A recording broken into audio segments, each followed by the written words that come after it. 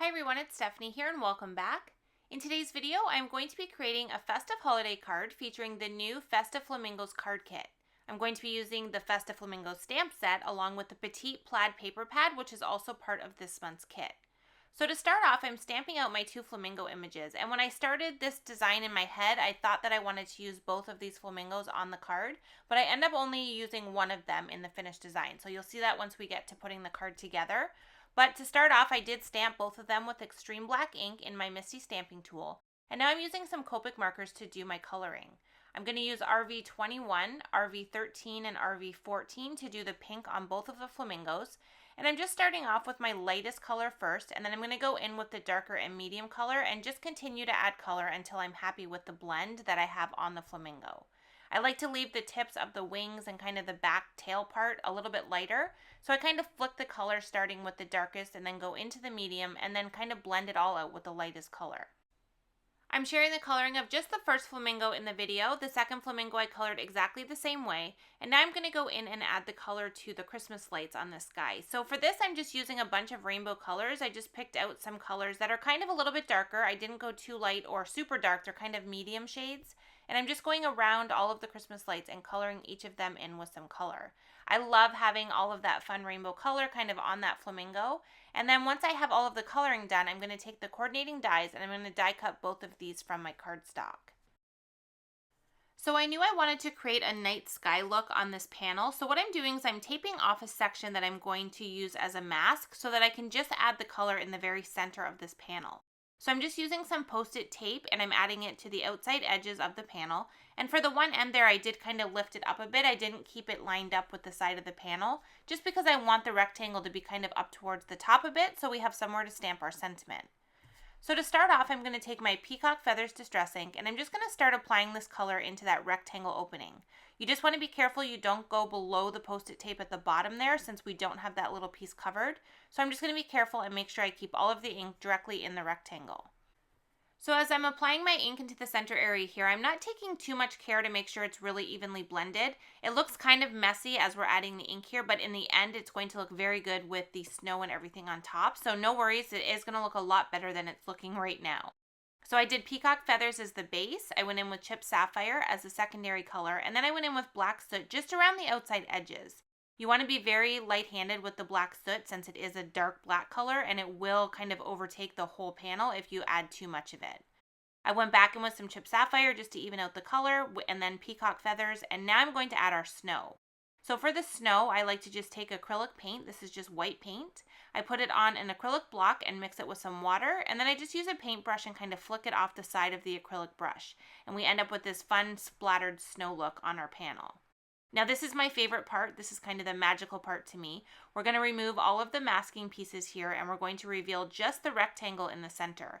And you can see, like I mentioned, even though it looked kind of messy when we were adding all of that ink, once we remove all of the tape and we have the snow over top, it looks like a beautiful night sky. When I started out with the panel, it did measure 4 1/4 by 5 1/2 inches, so I am trimming it down now so that it's going to fit onto my card base. My plan here is to layer this over a piece of the plaid pattern paper from the new Petite Plaid paper pack, and then I want to see a little bit of the card base as well. So now I'm just going to pick out the plaid paper I'm going to use here. I do know that I want to use the diagonal plaid, and I was just trying to figure out what color pattern I wanted to use. So I decided to go with the pink and the blues and the green. I kind of think they match nicely to the night sky we created, and we're also going to use a bright pink card base, so everything is going to kind of go nicely together. So I trimmed down the plaid piece of paper here, and I decided that my white panel is still a little bit too big. I want a little bit more of that plaid to show through. So I'm going to trim this down a little bit more. The plaid piece measures 4 inches by 5 1/4, and then this inside panel is cut slightly smaller than that. So just decide how much of the plaid paper you want showing and then cut the inside panel to fit the look you're going for.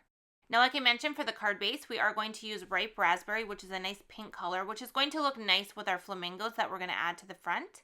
So I did cut this down and I'm scoring it, and it now measures 5 1/2 by 4 1/4, which is an A2 size card base.